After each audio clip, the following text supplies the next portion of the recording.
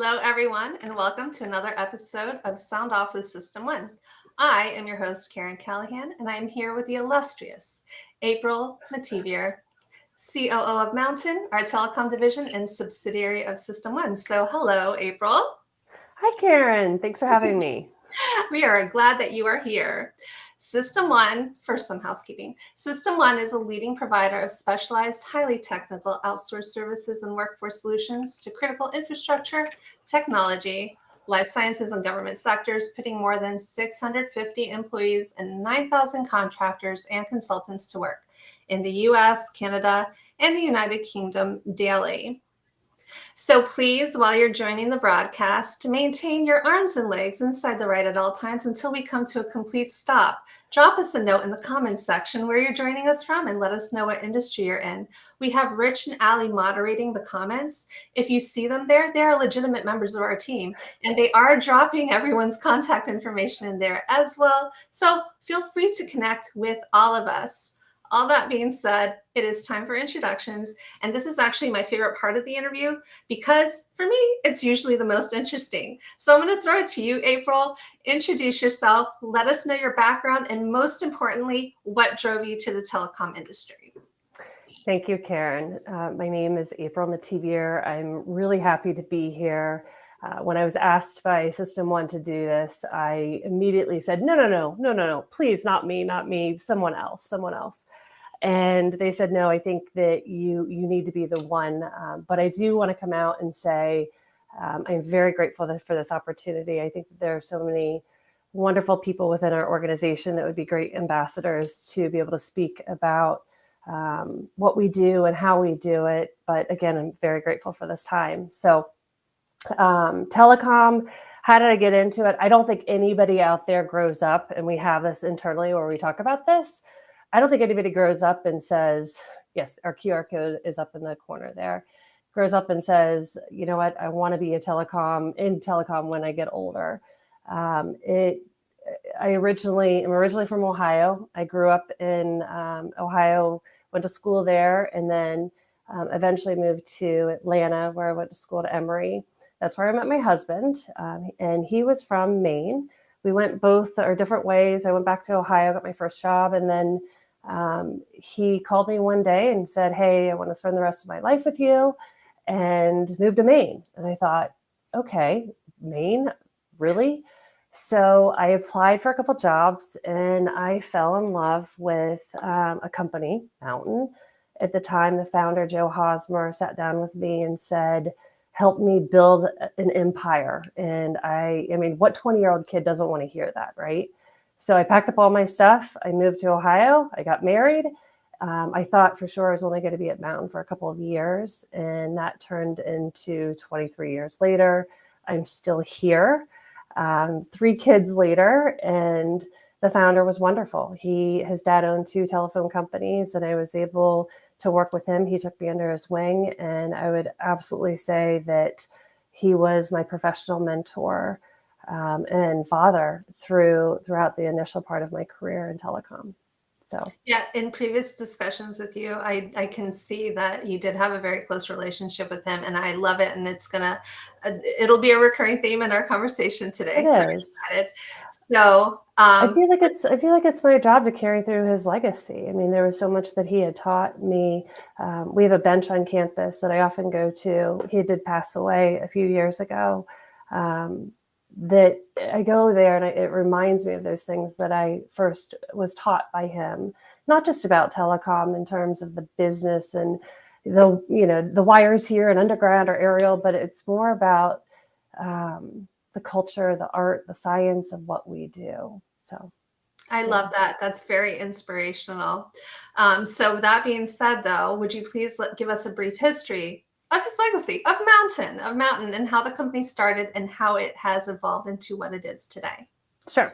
So as I said, Joe Hosmer started the business back in 1979. He was really into mountaineering, photography, and he had a business card that he created. And the business card was for mountaineering and photography. And he was in West Africa, and someone knew that he had background. His dad had owned telephone companies, and he had been in telecom construction. And so they asked for his help and asked for his business card, and he handed them over the Mountain Limited, mountain engineering, photography business card. And that's how it all got started way back then. When I joined the company back in 2000, we were primarily a staffing company at the time. I remember when 2001 hit with the first recession that I was part of, at least.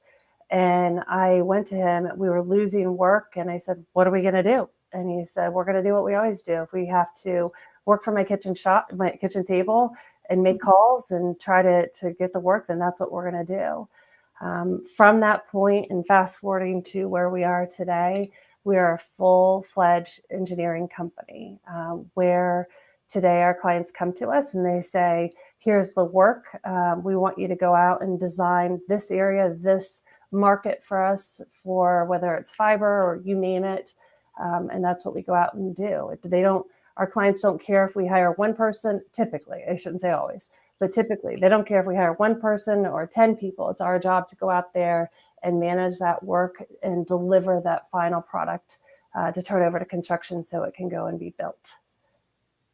Excellent. And that's a very good overview, a good background with, I love the fact that he had the cards already with Mountain. Yes. I think you said, you had told me earlier, because you put Mountain in all caps. Yes, we do. Marketing was a huge focus for our prior owner and still is today. Again, why I'm so happy that we have a parent company like System One that encourages us to do things like this and getting our name out there. But when he created our name, because Mountain is in the middle of the alphabet, he wanted to make sure that it was always in caps. You can see it there. Anybody that works at Mountain, if I don't see it always in caps, I'm like, you have our name wrong. Make sure you get it right. That was very important to our founder because it's our name, it's our brand. And we really do try to carry out our Mountain Limited brand, whatever we do, whether it's in our PowerPoints or our the tchotchkes we give away, our outfits that we wear in terms of trade shows, our Christmas cards, everything has to have a mountain in it, which is a great thing considering I love climbing mountains too. And it's like people think that I was meant to be here, which of course I think so too. I think so too. I think it was very serendipitous that you ended up there. Yeah. I love climbing, climbing mountains. It's got its ups and downs, but still I love doing it. So, but I do love how I do love the all caps. When I see your logo, I think mountain caps. It's supposed to pop. Yep. Yeah, it just pops. It just pops. And then I work with very, very clever people on your team, both in marketing and in other realms that kind of, bleed into marketing a little bit. And they're very good at just maintaining that brand consistency, which you guys do a really good job of. Thank you. Over the past few years, everyone has heard about the advancements of telecom technologies. So how have these advancements impacted Mountain's business? I know probably all of my counterparts within System One probably feel this way, but I could not imagine being in a better market at a better time than we are today, and we have been in the last couple of years. There is so much money that's being infiltrated into rural broadband, into broadband, that Mountain is really positioned so very well today to capitalize on that funding. And so whether it's the BEAD program, which is the Broadband Equity Access and Deployment Program, which is $42.5 billion through the IIJA program, or the RDOF program, which was the Rural Digital Opportunity Fund, that was in prior years and still a little bit now, but we've been able to work with that funding that's been so important in our industry. I don't think there's one person that didn't experience some type of issue during COVID of connectivity and how important that is. I've got my in-laws have a place up in rural Maine, in Rangeley, Maine, and there are many times going through many areas and spots and locations where access is truly difficult, and it's very hard. And so it's really nice to be able to look at what we do and what we can provide to these rural communities. I was able to get some statistics for last year, and I had to actually double and triple check this because I'm like, this cannot be right, and redoing the math. But we designed over 100 million feet of fiber, which is 100 million, which is that's like going from New York to LA 7 times. That's amazing. And that's people that are designing that. But the end result is what is even more important. And that is that we designed almost 1 million households and providing them with broadband access. And to think about being in the job that I have today in Mountain and what we do, we not only give people jobs and opportunities, but we're providing access, which everybody in this world, you need access, whether it's for healthcare or groceries or people that can't get out. I just really feel fortunate to be in this industry. And again, to have the funding by our government, whether it's this administration or the prior one, has been very nice for Mountain. No, it's been extremely fortuitous. There's been ups and downs in the economy and the events worldwide that have been happening, but you guys stay strong. So I feel like your founder knew what he was doing when he started, the company. He did. And it's interesting because I still remember sitting around a table, and this is early 2000s when we were kind of taking a vote of whether or not cell phones would replace landlines. It's so hard to look at that. And I remember even somebody asking me, why don't you have texting on your phone? I'm like, why would I text anybody when I can just call them, Mm-hmm. So technology has changed so much, and it's going to continue to change so much. One of the great things also about our leaders and encouraging us to always constantly be growing was back in 2018, we bought 2 site acquisition wireless companies. Mm-hmm. And then following that, buying a third company, Level 5, that is a professional, now marketed as Mountain Limited Engineering. It's a professional engineering company that can actually stamp drawings. So yes, founders were wonderful. The founder was wonderful of Mountain that had started it, but even our leaders today that are encouraging us and allowing us to expand our opportunities has just been phenomenal for us.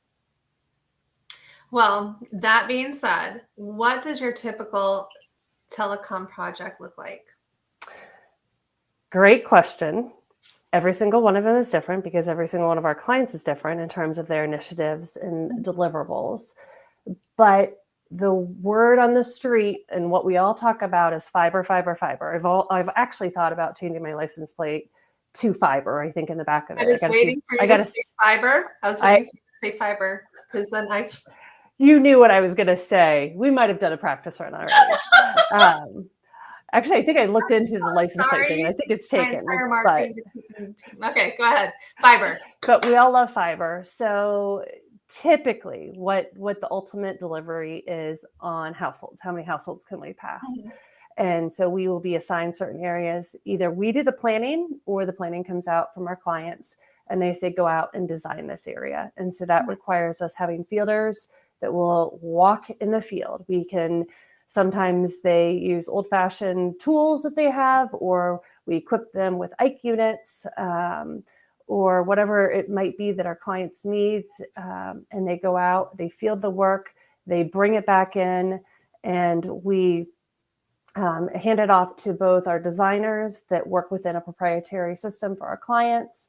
And then we also would have, as needed, CAD drafters that might draft up a print that has to be then sent to so that we can get the permit. And everything that is needed is every municipality wants something different, of course, makes sense. But permits are key in terms of getting that in order to be able to turn it over to construction for them to build it. So like I said at the beginning, our clients typically don't care who we hire, how we get it done. They just want the project done, meeting the quality standards and by the timeframes, because timing is critical for our work. We're doing a project right now where we're helping out 50 schools in a western region of our country, and they have to have, in order for them to hit the funding amounts or the grants, they have to have it done by a certain amount of time. And so before construction obviously can get their part done, we have to turn it over to them and hit that deadline so that we don't delay construction. and also, of course, buying whatever materials that are needed for that project. Do you ever run into issues? Because you did mention, excuse me, you did mention so many of your clients have proprietary material or proprietary logistics. And does that ever, do you ever run into problems with that? Because everyone's different. Their needs are different. That's our number one issue, I think, in terms of, I should say issue, challenge probably is a better word. Yeah. And it has been a challenge, is that finding qualified people, and I don't mean to offend anybody, typically they're not on the job boards. Learning what these systems are, even fielders, it's just very challenging to find qualified individuals. People are working. It's busy. It is so busy. It's competitive out there. And so, yes, we did that for a very long time of trying to find people off of the job boards. But really our key to success has been creating our own training programs. We have for our fielder training program, we call it a Tiger team that we have that goes out there, where we have fielders that have been with us for a very long time that are paired up with other individuals that are new to the market, that enjoy being outside, that want that challenge. So we pair them up. So that's the training program. And then we have training centers. We've got one here in Maine, we've got one in Boise, and we also want to have one in Colorado, where it takes, people think, oh, well, you just put them through a 2-week training class. No, not with what we do. It takes years upon years for individuals to become proficient. And we do as much as we possibly can do to encourage them, their success, because we want them to stay around. It doesn't do us any good to train and then have someone leave. So we are definitely invested in their success as well. And that's what I love about Mountain and your group of people, because you do focus a lot on retention, like you have, and you retain. So with that, your team is very well known for its culture. So with everything that's gone on over the past few years, how has your leadership team maintained this phenomenal culture? I've really, people ask me this a lot, and it's, for me, the best way that I can answer this question is by reading something that someone sent to me. Okay. So just don't mind my eyes going over here. I now use mountain as an adjective. Being mountain illustrates strong work ethic, passion for success, competitive nature, and a true sense of family. So while we do a million ton of fun things, whether it be a chili cook-off or a mountain on the mountains, where I'm a huge mountain climber. So last year we hiked Pikes Peak, and a ton of mountain employees came with us, trudging up that 13 miles straight up. We got the pictures to show it. All of that's important, but really it's the people here. It's the people encouraging each other and supporting each other, and the positive attitude that we have. And I'm fortunate enough to work with people that we're now 15, 16, 17, 18 years that we've worked together. And when you've worked that long together, and we've watched each other have kids and they're growing up, and even some of the people that are new to our leadership team, they were our clients before. So we know them. And at the end of the day, what we feel is that we own Mountain. And I know we don't, and that's crazy to say it. And sometimes my husband has to remind me, but even our bosses, Greg, Troy, Dan, they give us a sense of autonomy, that they let us do our thing and they let us be really successful. And it just is so empowering. And that's what I hope to do for the teams that work for me, is empower them in their positions to carry out this attitude throughout our organization. And I think it's really important. And I hope that people feel that, that's my goal of where I sit, is that I want that attitude to be channeled. We require our recruiters to call their individuals or the people that work for us at least once a month, at least, to touch base and make sure that they feel a sense of that community and connection back to our company. Well, you're getting a lot of love from your comments section. So yes, April is a great leader. And I Aw. agree because just from, dealing with my colleagues over at Mountain as well, you are everyone talks very well about you and you are very inspirational and full of admiration from your team. So that's a good thing. That's the Karen, best. I told you I don't like doing these things. I'd much rather have my team. They are much better speakers than I am on these things.